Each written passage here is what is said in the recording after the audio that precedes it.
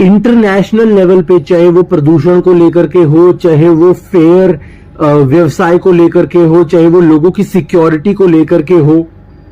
ठीक है, global level पे ऐसे ऐसे काउंसिल्स बनेंगे, क्योंकि चीजें इतने बड़े स्केल पे आप कब तक धांधलेबाजी से मैनेज करोगे, वो भी तब जब सारी चीजें अपने आप ही डिजिटलाइज और ऑटोमेट होती जा रही हैं, ठीक है। और वो जो ऑटोमेशन और डिजिटलाइजेशन है वो किसी एक आदमी की धांधलेबाजी के लिए नहीं बैठी हुई है, ठीक है। तो चीजें बदलेंगी,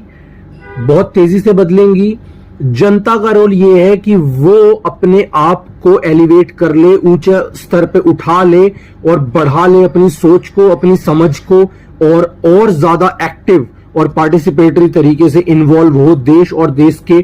एक एक फैसले में जो देश के हित और अहित में हो रहा है, और अपने आसपास के लोकल में, ठीक है। तभी हम मिलकर के एक बेहतर इंडिया बना सकते हैं, जो आगे आने वाले हमारे बच्चों के लिए एक बेहतर जगह होगी रहने की, ठीक है दोस्तों। अब दोस्तों मैं बस आपसे इतना ही कहूंगा कि कुछ परिस्थिति हैं और कुछ संगत है जिनकी वजह से चीजें खराब हो जाती हैं, ठीक है। कमजोर लोग होते हैं दोस्तों जो तुरंत अपना ईमान बेच देते हैं,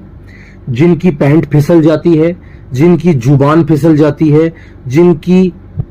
नजर फिसल जाती है, जिनकी सोच फिसल जाती है, ठीक है, जिनका पेट फिसल जाता है, जिनका एक एक अपनी इंद्री पे काबू नहीं रहता, वो वैसे कमजोर लोग ही असल में हमारे देश की अपाहिजता का कारण है, और असली अपाहिज वही लोग हैं दोस्तों, ठीक है। पैसे को ढाल की तरह इस्तेमाल कर कर गलत चीजों को सही कर देने वाले, सही चीजों को गलत कर देने वाले ऐसे दलालों को, मैं दलाल कहता हूं उनको, ऐसे लोग हैं दोस्तों, ठीक है, जो पैसे का इस्तेमाल करके चीजों को,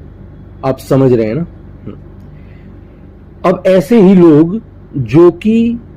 सबसे काबिल नहीं हैं किसी को नहीं पता, सबसे सही हैं ये नहीं है किसी को नहीं पता, बस क्योंकि वो हैं उस पोजीशन पे, उस कुर्सी पे, तो वो अपना ईमान बेच करके, अपने अंदर का असली इंसान, इंसानियत बेच करके,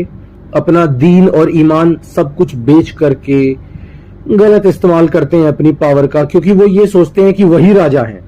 लेकिन राजा कोई भी नहीं है। कुर्सी पे बैठ के औहदा दिया गया है, औहदा दिया गया है अपना रोल निभाने का, अपनी औकात दिखाने का नहीं। लेकिन चलो कोई नहीं, हम क्या कह सकते हैं, ठीक है। हकीकत अंदर अलग है,